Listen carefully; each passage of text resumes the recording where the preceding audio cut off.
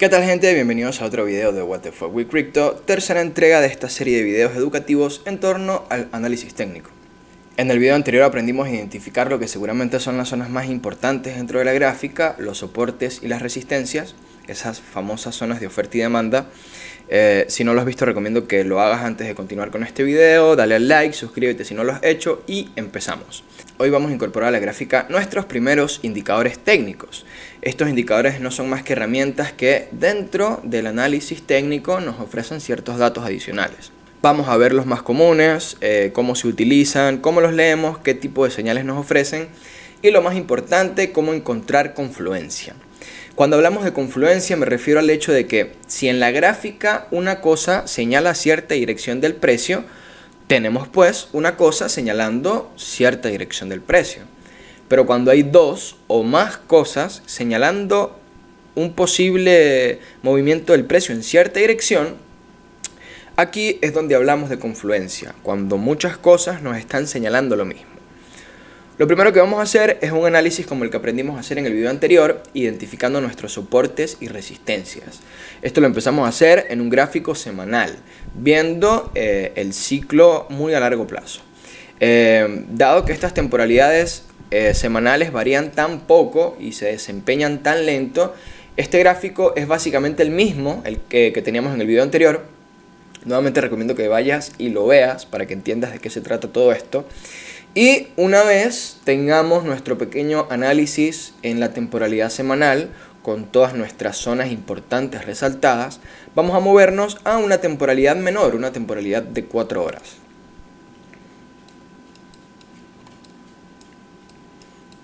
Bien, en el gráfico de 4 horas observamos que tuvimos un movimiento del precio hacia esta resistencia un par de veces.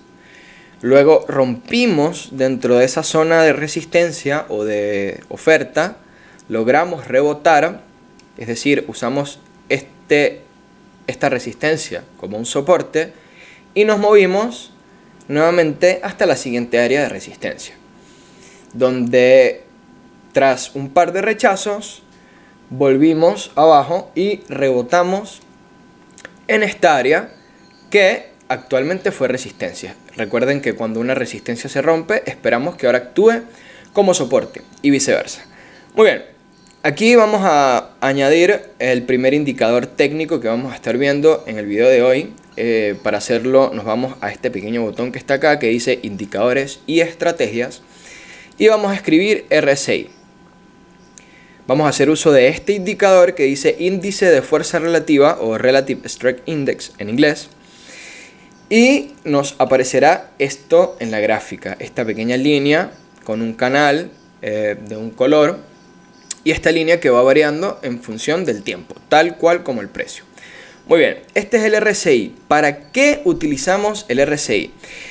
Este es un indicador de oscilación, ¿sí? Veamos que oscila entre dos valores que en principio son 0 y 100 y se utiliza para medir la fuerza de los movimientos del mercado. La función básica del RSI es ofrecernos información acerca de cuándo el precio se encuentra en zonas de sobrecompra y de sobreventa. ¿Cómo hacemos eso? Bien, veamos que dentro de este canal va de los valores 30 a los valores 70 y precisamente esto es, por así decirlo, la zona de valores normales, ¿sí?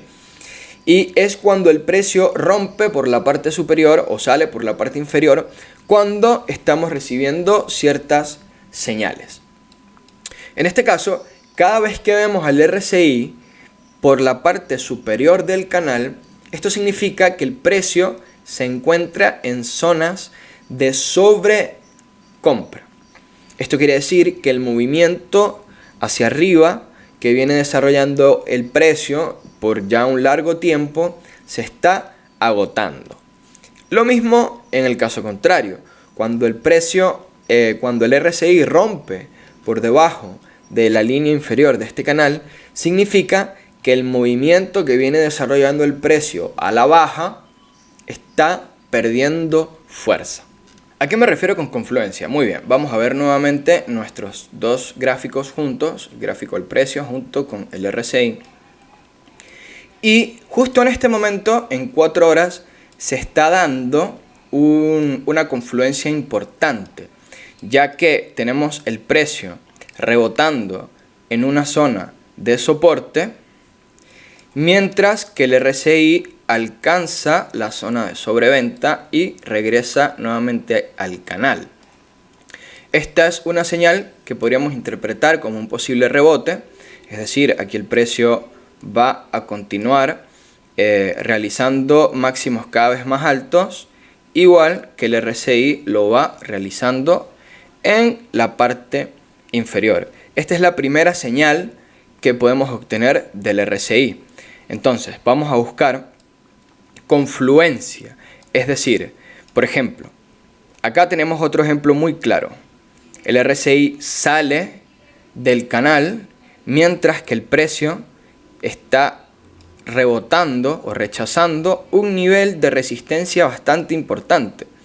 Vemos que eso desencadena una caída del precio bastante severa desde los $15.800 hasta los 14.400, aproximadamente una caída del 10% del precio. Nosotros, al haber visto que el precio se mueve hacia esta resistencia y ver que el RSI hace este pico con valores superiores incluso a los 80, bastante por encima del canal, podemos especular de que se aproxima una corrección en la dirección opuesta. Muy bien, esta es la primera señal que podemos obtener con el RSI y es la más sencilla. Sobreventa por la parte inferior del canal y sobrecompra por la parte superior. Pero también hay otra señal más importante, más precisa. Fíjense que, por ejemplo, no siempre el RSI nos da señales concretas. Fíjense que aunque acá el precio estaba cerca de una resistencia y el RSI estaba bastante por afuera del canal, este no fue el máximo de este movimiento, ya que tras una corrección bastante rápida alcanzamos precios superiores. Pero acá el RSI estaba dando una señal clara de una corrección en camino. Esta señal no es más que una divergencia. Una divergencia es, como su nombre lo indica, cuando los gráficos están haciendo cosas distintas. Para ver estas divergencias vamos a utilizar la herramienta de línea de tendencia y trazaremos una línea diagonal uniendo nuestros máximos. Veamos que en el precio esta línea se mueve, se inclina hacia la parte superior. Está haciendo máximos cada vez más altos. Sin embargo, si trazamos la misma línea en el RSI, nos damos cuenta que durante esos tiempos el RSI está haciendo máximos cada vez más bajos. Esto es una divergencia bajista, cuando el precio hace máximos más altos y el RSI hace máximos más bajos. Por supuesto, así como existen las divergencias bajistas, también existen las divergencias alcistas, y estas se dan en el caso contrario, cuando el precio realiza mínimos cada vez más bajos, mientras que en el RSI este empieza a realizar mínimos cada vez más altos. Hay que tener cuidado con estas señales, ya que volvamos a la divergencia bajista que teníamos anteriormente. Fíjense cómo, a pesar de que aquí, en este punto, ya había una divergencia alcista, el precio rechaza y vuelve a subir creando un máximo más alto. Mientras que en el RSI continúa haciendo un máximo más bajo. Lo que quiero decir con esto es que estas divergencias pueden durar un tiempo en finalmente desencadenar el total de la corrección. Es por eso que, si bien acá podríamos hablar de una divergencia, ya que el precio realizó mínimos más bajos, mientras que el RSI realiza mínimos más altos, Esto es una divergencia bastante corta, ¿sí? Y bien podríamos ver cómo el precio baja nuevamente haciendo un mínimo más bajo, mientras que hace un mínimo más alto en el RSI, tal cual como lo hizo en la parte superior del gráfico. Sin embargo, esto es una señal de confluencia bastante clara, ya que tenemos rebotes sobre una zona importante de soporte, tenemos divergencias alcistas en el RSI, justo después de que el RSI, sale de la zona segura y entra en esta zona de sobreventa, indicándonos que quizás la fuerza de este movimiento ya está sobreextendida y puede estar cerca de llegar al final.